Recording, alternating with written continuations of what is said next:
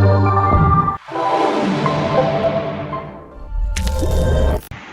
वालेकुम dear students, आज हम लोगों ने जिस टॉपिक पर बात करनी है वो हमारे पास है होम्योस्टेसिस चैप्टर का टॉपिक है urine formation.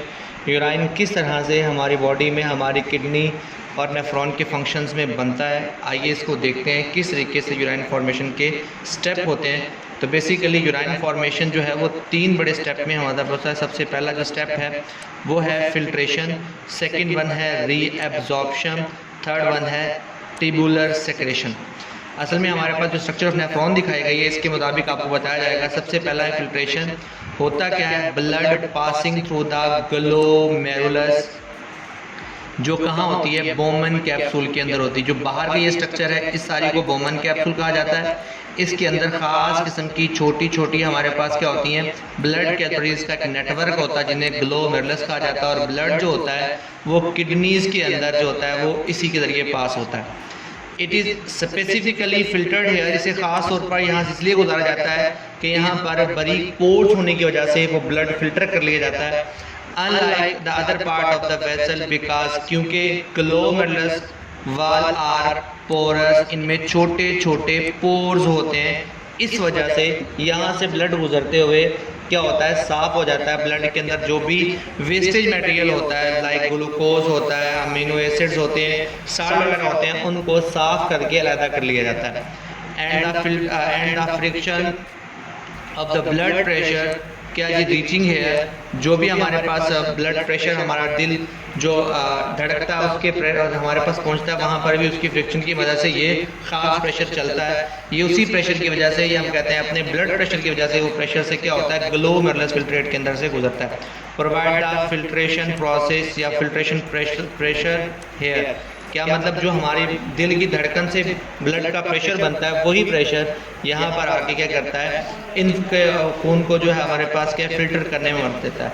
The filtrate appearing in the Bowman capsule is called glomerular filtrate. Filtration के बाद जो भी मटेरियल ग्लोमेरुलर फिल्ट्रेट से दाखिल होता है पहली नाली के इस हिस्से में, या जो यहाँ से निकलता है, हम उसे कह देते हैं हमारे पास क्या बन गया, वो एक तरह का फिल्ट्रेट बन गया, उसे कहते हैं ग्लोमेरुलर फिल्ट्रेट। और ये ग्लोमेरुलर फिल्ट्रेट फिर अपने पास क्या करेगा, आगे ट्यूबुलर पार्ट के अंदर दाखिल होगा।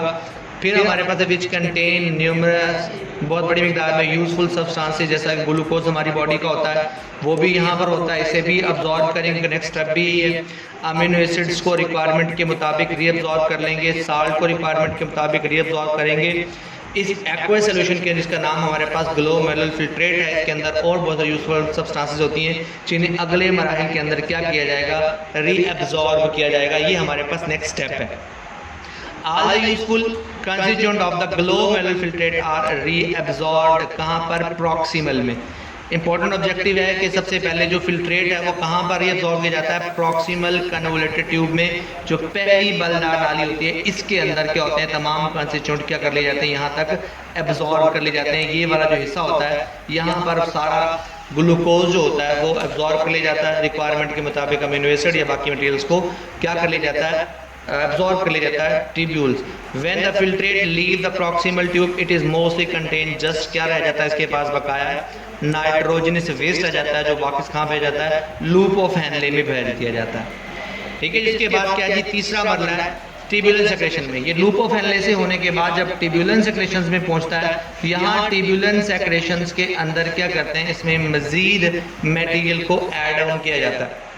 अब रिक्वायरमेंट के मुताबिक उसमें क्या होती है, हाइड्रोजन को ऐड करेंगे ताकि क्या हो, इस फिल्ट्रेट की, इस नाइट्रोजनस वेट का जो फिल्ट्रेट जो कि अब यूराइन बन चुका है उसकी पीएच अकॉर्डिंग टू एडजस्टमेंट हो। द ट्यूबुलर एपिथेलियम, जो इसकी लेयर होती है, also secrete substances into the lumen, जो अंदर वाला एरिया होता है वहां पर।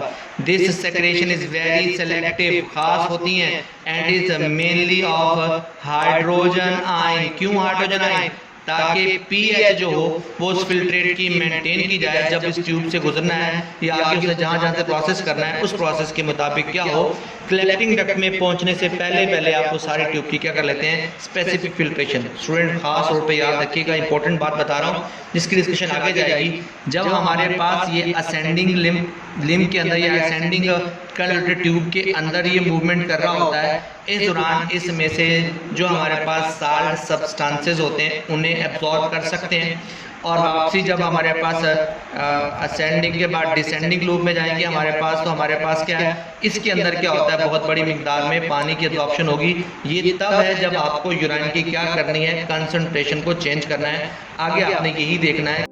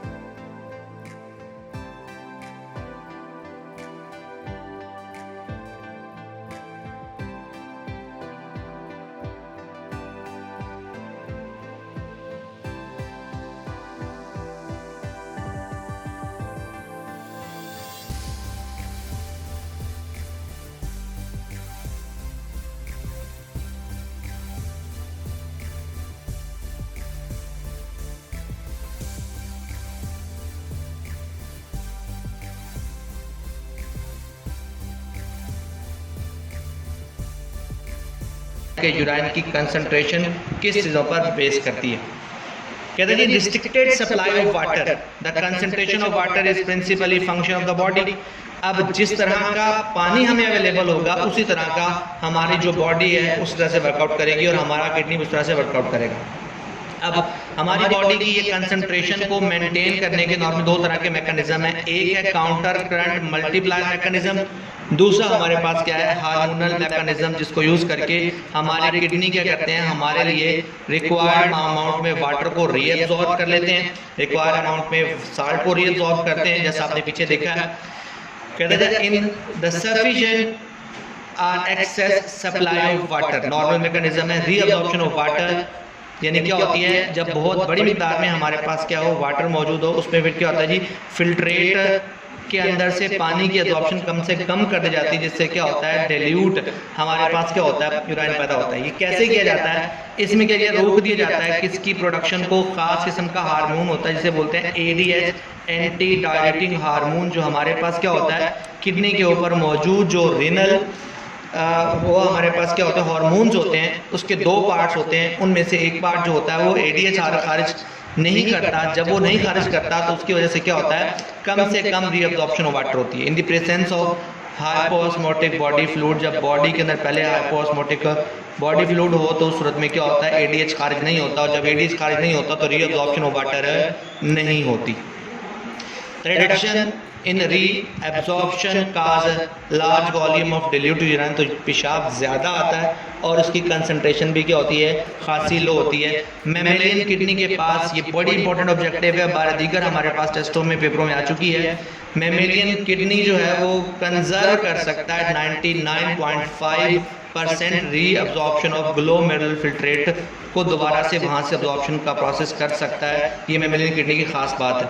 The interstitial fluid of the kidney is gradually concentrated from cortical to medullary part, यानी जैसे जैसे हम कार्टिकल से मेडोलरी पार्ट यानी कार्टिकल से मेडोलरी नेफ्रॉन की तरफ जाते हैं, आहिस्ता आहिस्ता क्या होता जाता है, जो कंसंट्रेशन ऑफ यूराइन है वो इंक्रीज हो जाती है।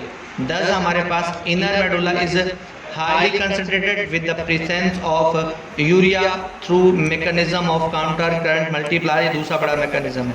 यही वो मैकेनिज्म था जिसका मैं भी जिक्र कर रहा था कि जिसमें मैंने बताया था असेंडिंग और डिसेंडिंग लूप के अंदर साल्ट को और वाटर को अब्जॉर्ब करते हैं जब वो क्रॉस कर रहा होता है लूप ऑफ हेनले से। The mechanism cause gradual osmotic outflow, किस चीज़ का आउटफ्लो, ग्रेजुअल आउटफ्लो किसका, वाटर का, कहाँ से, from the filtrate back to kidney लेकर जाना। यानी इस मैकेनिज्म में क्या होता है, ऑस्मोटिक आउटफ्लो वाटर को फिल्ट्रेट से बैक खींचा जाता है किडनी की तरफ, ताकि बॉडी में इसकी जरूरत को पूरा किया जा सके। जब क्या हो, ये पास हो रहा हो डाउनवर्ड, कहाँ पर, मैंने बताया था दो तरह की लूप्स होती हैं लूप ऑफ हेनले की, एक असेंडिंग लूप होती है, दूसरी कौन सी होती है, डिसेंडिंग लूप होती है। अब डिसेंडिंग लूप जो थी हमारे पास, उसके फौरन बाद आ जानी होती है कलेक्टिंग डक्ट। अगर आपको याद हो स्टूडेंट्स, पीछे आप लोगों ने देखा था यहाँ पर हमारे पास क्या था, ये हमारे पास इसका क्या था, असेंडिंग लूप था, और ये इसका डिसेंडिंग लूप है। डिसेंडिंग लूप में जाते हुए ये सारा मैकेनिज्म चलेगा, इसलिए मैंने आपको इसके मुतालिक बताया कि ये हमारे पास क्या है, ये लूप और डिसेंडिंग लूप ऑफ हेनले में जाते हुए क्या करेगा, उसमें से पानी को वापस वाटर। फर्दरमोर इसके अलावा जो असेंडिंग लूप है उसके साथ वाली थी, वहां मैंने बताया था ये किसी किस्म के वाटर फ्लो को अब्सॉर्ब नहीं करता, बल्कि यहाँ मैंने बताया था क्या, साल्ट्स यानी सोडियम आयन को क्या करते हैं, इनटू द किडनी इंटरस्टिशियम में ऐड करता है, बॉडी के जो किडनी का फ्लूइड होता है उसके अंदर इसको ऐड करता है, ताकि सस्टेन की जा सके हमारे पास कंसंट्रेशन ऑफ किसकी, बॉडी के साल्ट्स की। ये हमारे पास मैकेनिज्म है, ये बात याद रखनी, ऑब्जेक्टिव पूछी जाती है। असेंडिंग लूप में हमारे पास क्या होता है, डिसेंडिंग लूप में क्या होता है, लूप ऑफ हेनले के अंदर outer water back flow ascending loop में किया जाता है या डिसेंडिंग लूप में किया जाता है, ये भी ऑब्जेक्टिव की बात है। Hormones, the active uptake of sodium in the ascending limb or the loop of Henle is promoted by the action of aldosterone। ये aldosterone एक हार्मोन है जो मैंने पहले भी बताया था, एड्रीनल कॉर्टेक्स यानी एड्रीनल ग्लैंड जो होते हैं उसके दो पार्ट होते हैं, एक एड्रीनल कॉर्टेक्स होता है, एक एड्रीनल मेडुला होता है। एड्रीनल कॉर्टेक्स अपने अंदर से एल्डोस्टेरोन खारिज करता है जो सोडियम की असेंडिंग लिम्ब के अंदर, मैं फिर बता दूं ये बात याद रखनी है, असेंडिंग के अंदर या डिसेंडिंग के अंदर, असेंडिंग लिम्ब के अंदर एब्जॉर्प्शन के प्रोसेस को चलाता है। The outer side in the nephron where the reabsorption of water takes place, यहाँ पर is a collecting tubules। फिर ADH एंटी डायरेटिक हार्मोन, इसका फंक्शन भी याद होगा आपको, release from the posterior pituitary gland. ये हमारे ब्रेन के नीचे हमारे पास पिट्यूटरी ग्लैंड होता है, उसकी जो पोस्टीरियर लोब होती है वहाँ से वो हमारे पास खारिज होता है, जो क्या करता है, ट्रांसपोर्ट करता है वाटर को फिल्ट्रेट के हिसाब से, ताकि उसी हिसाब से क्या होता है, ट्यूब्यूल्स के अंदर कलेक्टिंग ऑफ वाटर नॉर्मल हो या ट्यूब्यूलर सेक्रेशन को उसके मुताबिक मेंटेन किया जा सके। ये हमारे पास इस नेफ्रॉन का बेसिक फंक्शन है। किस तरीके से वो असेंडिंग और डिसेंडिंग जो लिम्ब है या लूब्स हैं उनके अंदर किस तरीके से अपने आप को एडजस्ट करते हैं, किस तरीके से साल्ट कंसंट्रेशन को फाइनल करने के बाद आखिर पे सारे मटेरियल को कहाँ पर इस कलेक्टिंग डक्ट में पहुंचा दिया जाता है। ये कलेक्टिंग डक्ट जो होती हैं वो पेल्विस में खुलती हैं, रिनल पेल्विस से वो यूरेटर के अंदर खुलती हैं। यूरेटर जो होता है वो आपने पढ़ा यूरिनरी ब्लैडर के अंदर खुलता है, और यूरिनरी ब्लैडर जो होता है यूरेथ्रा के अंदर, ये बॉडी से इस नाइट्रोजनस वेस्ट प्रोडक्ट को बॉडी से बाहर एक्सपेल कर दिया जाता है। तब तक के लिए अल्लाह हाफिज़।